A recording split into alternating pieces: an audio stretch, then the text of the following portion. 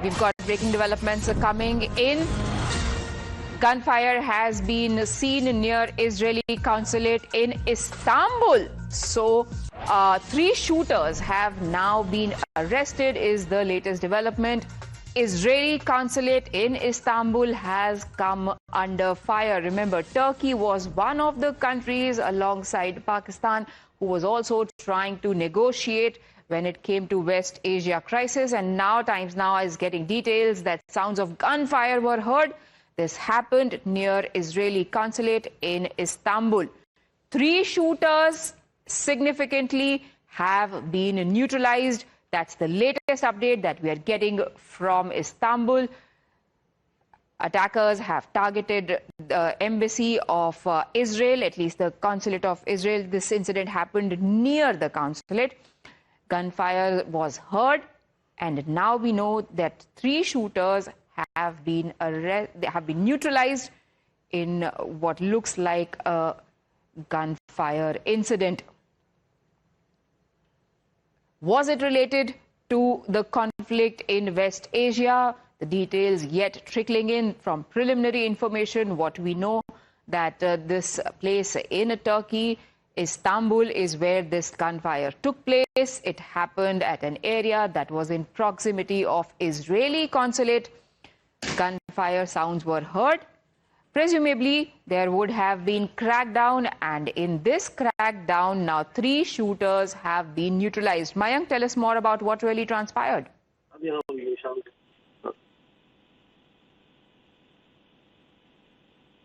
Mayank, if you can hear me, what do we know about the details of the circumstances around this incident?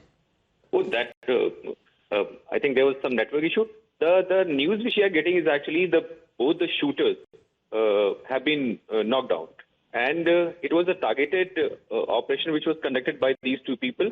And in a way, it is what we were talking earlier also in our earlier news programs, that there would be lots of collateral, and it is getting a little sensitive for such installations and places like consulate or embassies, because they are getting targeted in this way, and which should be condemned, because whichever side that is. For common man or other consulates or diplomats need not be targeted like this, and they become sensitive targets. And that is what we were talking about in terms of collateral. So let's hope that these things doesn't happen. But then, as we had got to know, the security and cordons for such establishments had already been increased, and there were lots of advisories which were issued by the government of Israel also, and then from the Iran side also, they had also issued certain advisories talking about the sensitivities because of the generation of, this kind of environment which has happened after the war which had started on 28. So it is a little sensitive. All right, this theater of war is continuously expanding, this time now reaching Turkey. Do we know anything more about the suspected attackers in this case?